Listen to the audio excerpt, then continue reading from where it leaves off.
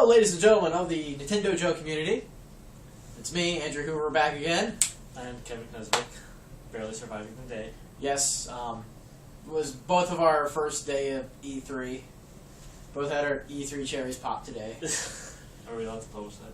Yes, we are, because Okay. I just said so. Alright.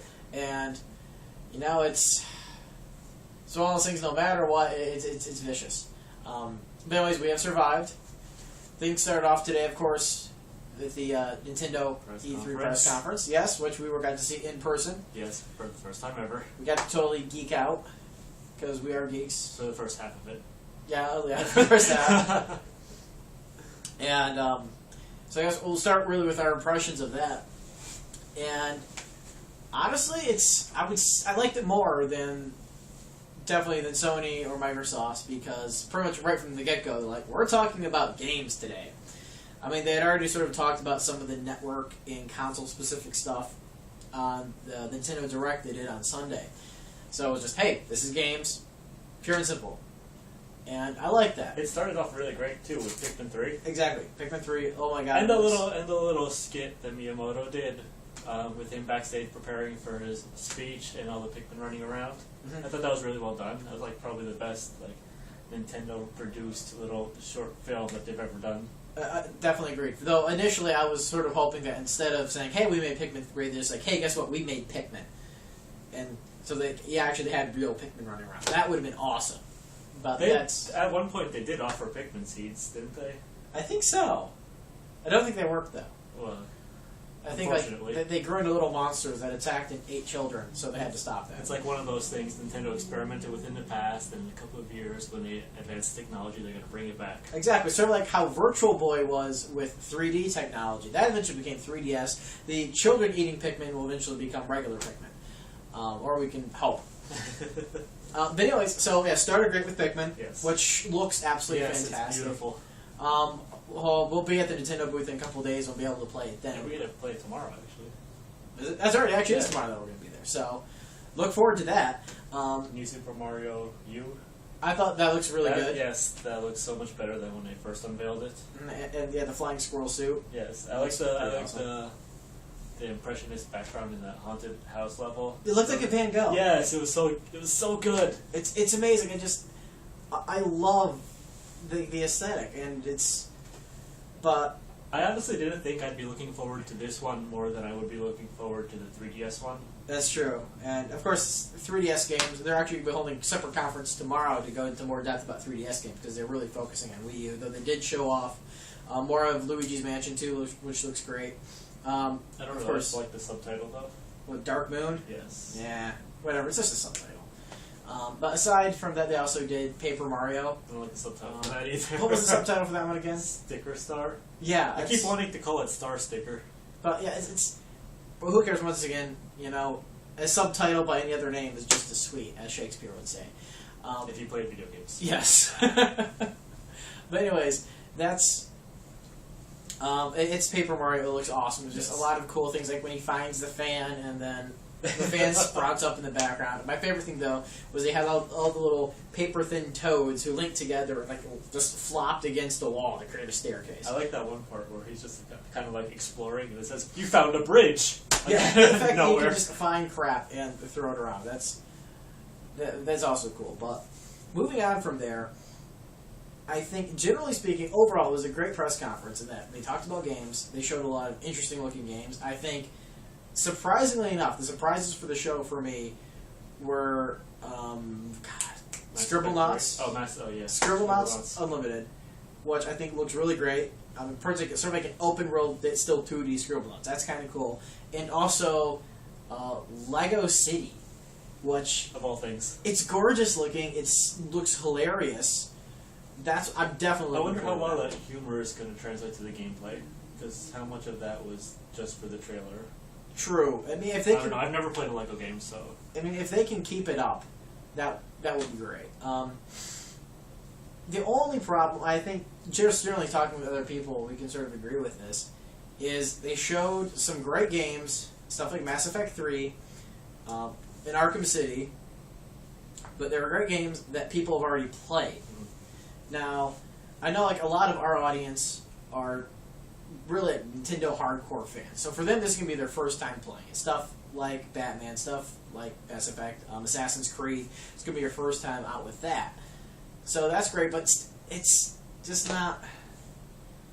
Where's the original content? Exactly. I mean, they're going to have unique things to them, but to see stuff really built from the ground up, the only one I really see doing that at this point, who knows, maybe they're going to announce some more stuff pretty soon down the road, is Ubisoft. See, what I'm afraid about this whole thing is that since these games are already so old and they've already, pretty much found their target demographic, if they don't sell on Wii U when they're released, developers might be like, oh, there's no audience for them on Wii U, and they'll probably just pull their support for the platform. That's definitely that's a very frightening issue. Yes. I mean, whether or not it'll go down that way, who knows? But we'll just have to wait and see. And it's kind of funny when I say this though, because yesterday I sort of badmouthed Sony and Microsoft. Also, a lot of people complain about EA for this. How too many hey, it's another first-person shooter. You're blowing stuff up, and I'm kind of a little upset that they aren't showing any of that on Wii U, because I understand that that's sort of getting a little old, but that's what's really selling. And as much as we want people to play Mario's and Zelda's and other really great creative out of left field titles, the market is in the modern military shooter. Well, there is still that Alien Colonial Marines game True. They didn't really highlight during the press conference. So I mean that definitely has potential, but still that's really one out of so many, and it's kind of just afraid that what Kevin said, it's not selling because they aren't putting that sort of content out there, which unfortunately is what's going to sell really to the mass hardcore audience. And also, I wish Nintendo had showed off something more from themselves for Wii U. Yeah, I know. Where was Retro's game? Mm-hmm. We're all waiting for Retro to do something. I think that's the most disappointing thing about it, because they decided to end on Nintendo Land, of all things. Mm-hmm. Which I think conceptually is an interesting idea, but from what we've seen of it, which was admittedly very little, but it doesn't really seem all that great. The way they described it as a Nintendo theme park, I was imagining something like Go Vacation, where it's it's a minigame compilation, but it's strung together by an open world kind of sandbox, so you have to literally walk around the locations to get to the minigames you want to play. So I was picturing something like that, and something like that I think would have been really cool, because you could see a replica of Hyrule Castle or something like that and walk through it. But from what we've seen, it's just kind of one circular little hub, and there's big attractions lined around them. Absolutely. I mean, that's sort of dead on right there. And also, one thing they sort of emphasized, all right, we want to find a Wii Sports for this generation. Something that when you play it, you're all of a sudden, it'll click, you'll understand what's going on. And while I think some of the stuff they showed might have that effect, from the sounds of it, this is going to be a retail title. You're going to drop, maybe it won't be full price. It won't be $60, it won't be $50, maybe it'll be 30 or 40. But one reason why Wii Sports works so well is because it was in the box for free. You got the Wii, you got it right then. They could still kind of pull a Face Raiders with it. True, Face Raiders was awesome. Yes, it was. If they can surprise us with that, that'd be awesome. Though that sort of covers the Nintendo conference. Good, but I would like to see more interesting. We also didn't really touch on the main uses of the controller that they focus on. The big thing for Pikmin 3 with me personally was that they announced that you could still play it with the Wii remote and a nunchuck, which that's going to be my preferred way to play it. That kind of highlights another one of Wii U, the gamepad's weaknesses, I think, where it's not really necessary for the gameplay. Right? Yes and no. I mean, some games I think are going to require it, and others would sort of benefit from it. Because from the looks of it, with Pikmin, you could use it sort of as a large tactical map almost, while still implementing the pointer controls. I mean, if you can sort of do that together, that's great. It would sort of give people a choice. And also, of course, they confirmed that you can use 2 of the gamepads with the Wii U, but that sort of was something hinted at a while ago, sort of just rumors. Well-substantiated rumors, obviously. However, talking about all this, we've actually had the opportunity to play a little bit of Wii U. Granted, it was tiny bit. 5 minutes. We played the new Rabbids game, Rabbids Land. We both got it. They were showing off the asymmetrical gameplay. So he's doing one thing with the gamepad. I'm doing something with the Wii remote. We both had a chance to sort of flip flop that. And the game itself, it's a mid-game collection. Some of the stuff's fairly creative. We only got to try out 2 of the mini games too, so we don't really know how good they are on the average. Yeah, and it works. But I mean, the big thing is impressions of the pad itself. The first thing I gotta say is the resolution of the screen on there. They did not skimp. Yeah, they did it. They got a good screen. It looks gorgeous. The touch response is good. It feels great. I mean, It's surprisingly light. Yeah, very light. And one of the games did use the motion controls going back and forth. That was very accurate. And very subtle, too. It really picks up on just the slightest bit of movement. That's really good. It's a lot better than, say, the Sony 6-axis, which, they don't really have any game released on PlayStation 3 in the last, 3 years has used. Do these PlayStation controllers still have the 6-axis functionality? They might have taken it out. I don't think know. anyone would have noticed.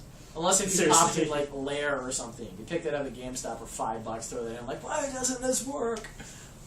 What did you think of the controller, though? I think you played with them more often than I did, because I was just kind of using That's the right, touch screen to lift up rapid presses. Because you're keeping it classy here, people. But that felt good, right? Yes, I love lifting up rapid presses. Was it the stylus or the... I used the stylus. I think you could use the finger too, but that would have been even creepier. Yes, it would have been.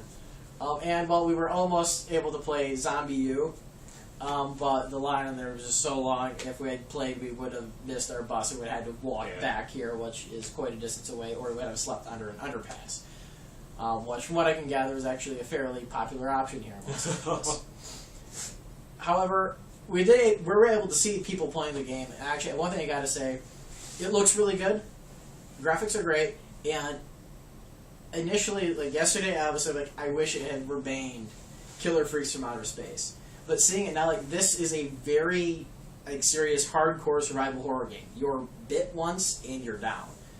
So that's kind of cool. There's really big emphasis on survival. So I think all those Resident Evil fans who were complaining, it's become too action-oriented, might want to look at this. I don't have too much to say about it myself because I don't really like zombies, so I'm not interested in it, but I'll take Andy's word for it. Well, I like zombies, and it looks good. It gets my seal of Living Dead approval. Alright, so that's all for tonight. Like I said, tomorrow we should have an opportunity to play more Nintendo and Wii stuff. Wii U games, 3DS games. Yeah, hopefully they'll have a lot more 3DS stuff actually at their booth that we talked about tonight. So until then, adios, people. Alright, good night, guys.